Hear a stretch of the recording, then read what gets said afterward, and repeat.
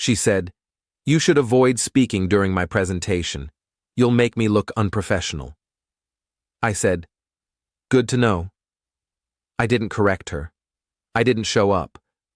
But when she walked on stage and saw who was sitting in the front row holding the updated project file, her voice cracked before the first sentence. "I'm Colin, 33, and 4 days ago my girlfriend told me I wasn't competent enough to speak at her work presentation." What she didn't know was that the presentation she was about to give contained my research, my analysis, and my solutions, and that her boss already knew I'd done all the work she was about to claim credit for. I'd been with Marissa for about 1.5 years. We met through work, different companies, same industry, both of us in data consulting. She worked for a mid-sized firm. I work for a smaller boutique consultancy that specializes in complex analytics. We bonded over shared frustrations with clients, similar technical backgrounds, mutual understanding of the work.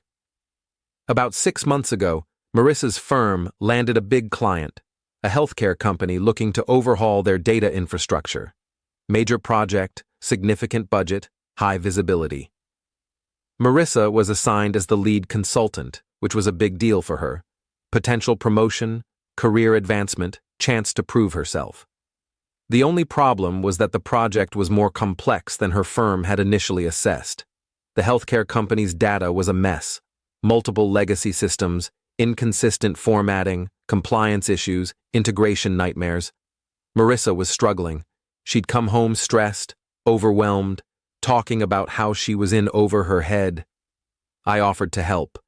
Not officially, I couldn't bill my time to her company, but as a partner supporting her, she was grateful.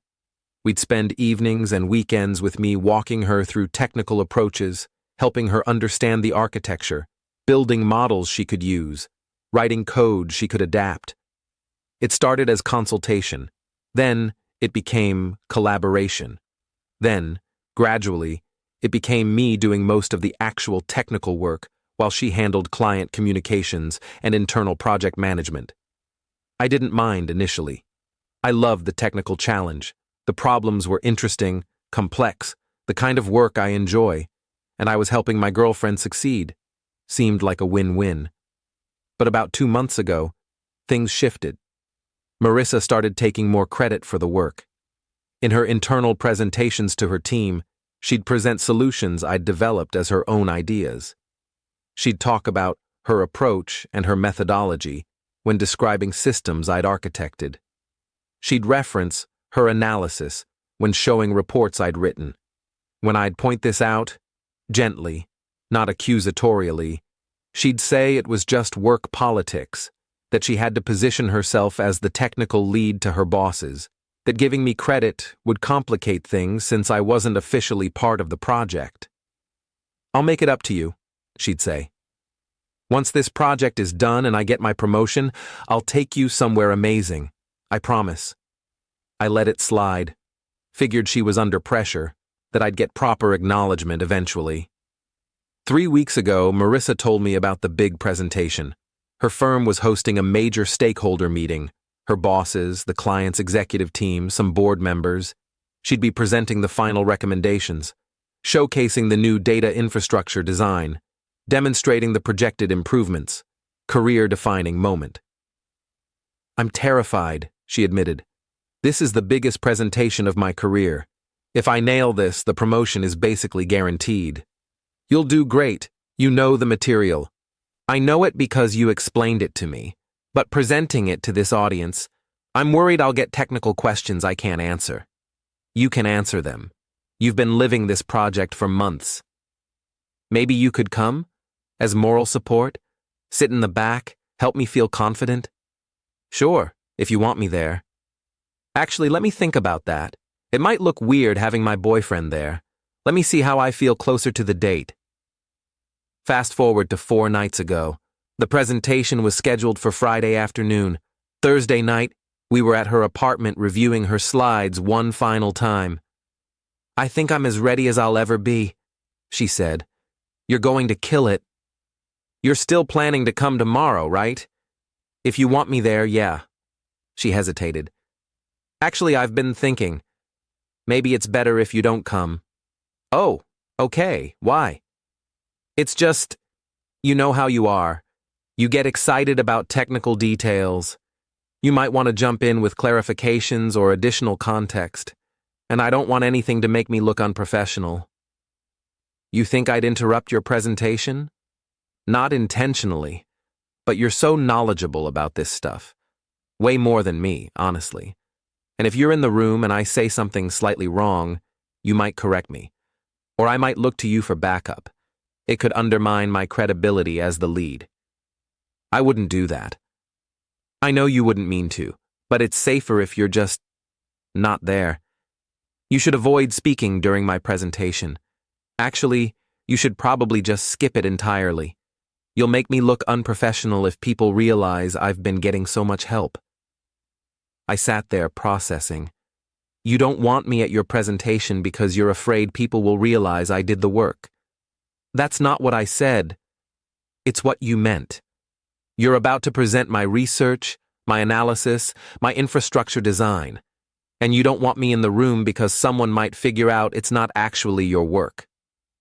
I never said it wasn't my work. We collaborated. I managed the project. You managed the client relationship. I did the technical work.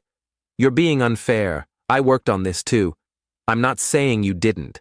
I'm saying the technical components, the architecture, the data models, the integration strategy, the compliance framework, that was me.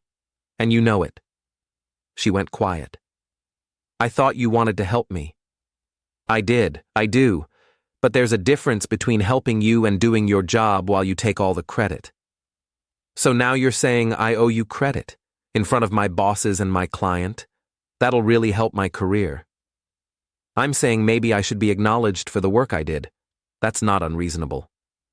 It is when you're not part of the project team, when you're not employed by my company, when bringing you in would raise questions about why I needed outside help.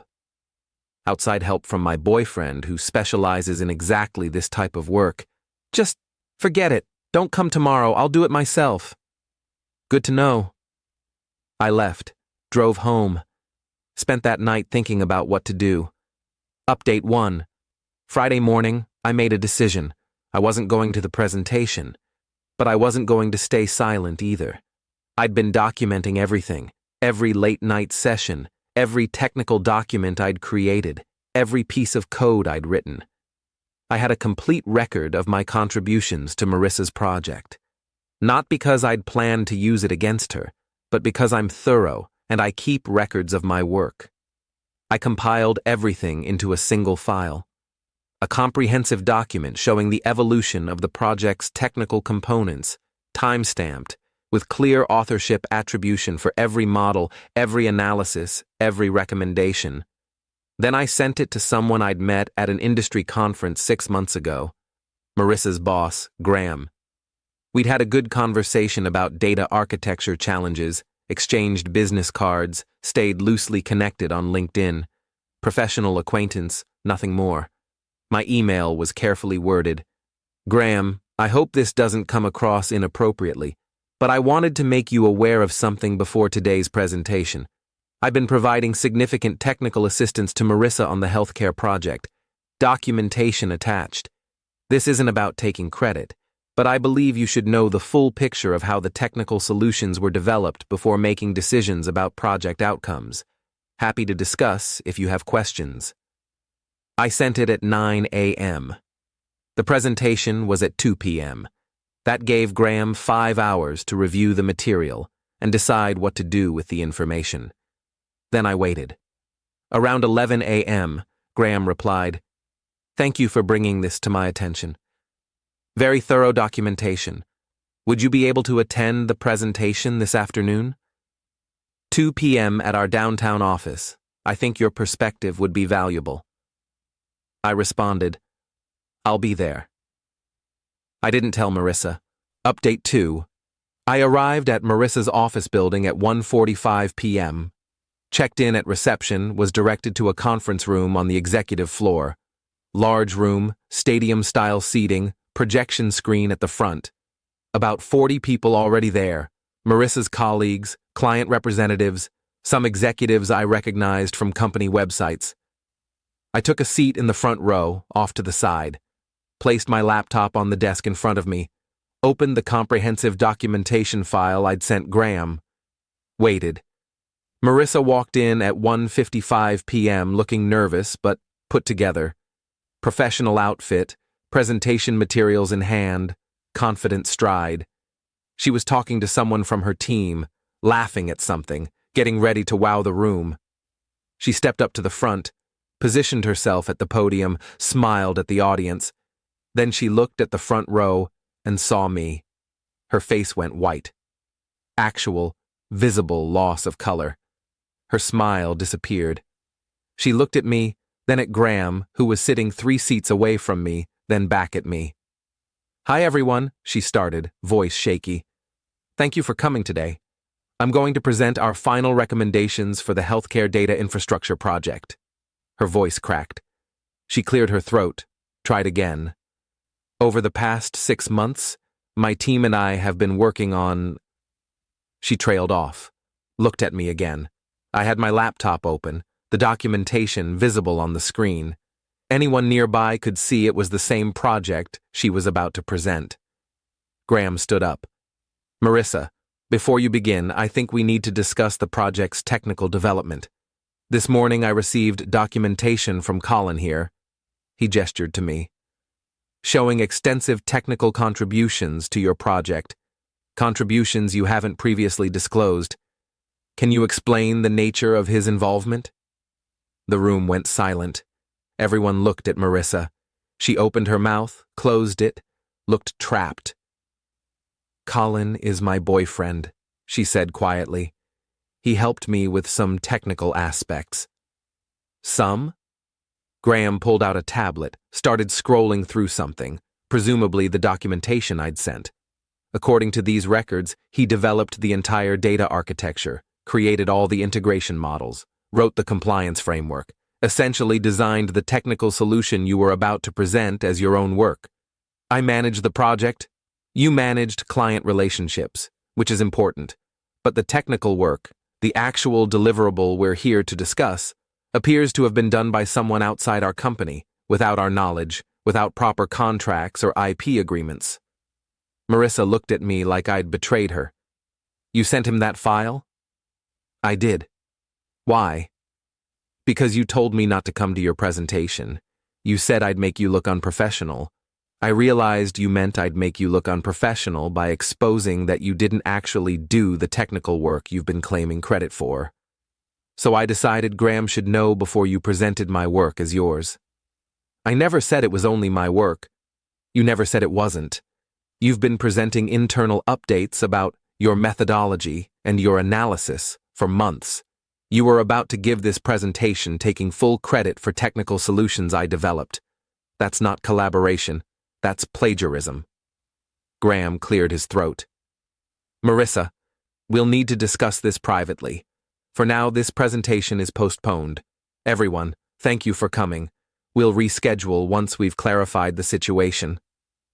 The room started emptying. Client executives looked confused and annoyed. Marissa's colleagues were whispering to each other. Graham approached me as people filed out. "Thank you for bringing this to my attention.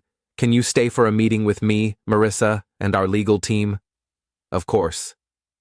Update 3. The meeting lasted 2 hours. Marissa, Graham, their legal counsel, HR rep, and me. They asked me to walk through my involvement in the project.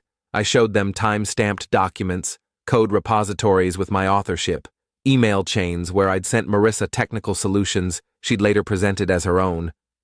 Marissa tried to frame it as collaboration. I was her partner. We worked on things together. She'd managed the overall project while I'd helped with technical components.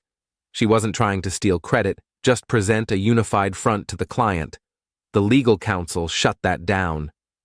If an outside party not employed by our firm developed core deliverables for a client project, we have serious IP and contractual issues. Either Colin's work is proprietary to him, which means we can't use it without proper agreements, or Marissa misrepresented the project's development to us, which is a different kind of problem. Graham looked at me. What do you want here, Colin? Are you looking for compensation? Legal action? I'm looking for honest acknowledgement of what happened. Marissa presented my work as hers for months. She's been positioning herself for a promotion based on my contributions. That's not okay. What you do about it is up to you. Would you be willing to sign over IP rights to the work in exchange for appropriate compensation? Depends on the compensation. We negotiated for another 30 minutes. They offered me $75,000 for full IP rights to everything I developed for the project, plus an NDA that prevented me from discussing the situation publicly. I agreed. Marissa sat there watching this happen, realizing that not only was she not getting credit for the work, but her company was now paying her boyfriend for work she'd claimed as her own. Final update. It's been 6 weeks. Marissa was not fired, but she was removed from the project. Her promotion was canceled. She's been reassigned to smaller projects with closer supervision. Her reputation within the company is damaged. We broke up 3 days after the presentation disaster. She called me vindictive, said I'd sabotaged her career out of spite. I told her she'd sabotaged her own career by claiming credit for work she didn't do. We haven't spoken since. Graham reached out a few weeks later asking if I'd be interested in consulting for their firm officially. I declined. The whole situation left a bad taste in my mouth. The healthcare client eventually received the presentation, delivered by someone else on Marissa's team with proper attribution to the technical solutions. Project moved forward successfully. I got paid, signed the NDA, moved on. I'm seeing someone new now, another data analyst, though not from the same industry. We have a rule: we don't collaborate on work projects. Keep professional and personal completely separate. Learned that lesson the hard way. Looking back, I should have never let it get that far. The first time Marissa presented my work as hers without acknowledgement, I should have addressed it directly instead of letting it slide. By the time I finally acted, months of resentment had built up, and the resolution was more dramatic than it needed to be. But I don't regret sending that email to Graham. Marissa had every opportunity to acknowledge my contributions, to be honest about how the project developed. Instead, she chose to claim sole credit and explicitly told me to stay away from the presentation so no one would realize the truth. She was right that I'd make her look unprofessional, just not in the way she thought. I'm Colin, 33, data consultant, learning that helping someone succeed doesn't mean letting them take credit for your work. Marissa wanted a career-defining presentation showcasing her technical expertise. She got a career-defining disaster showcasing her dishonesty instead. That's what happens when you confuse support with ownership.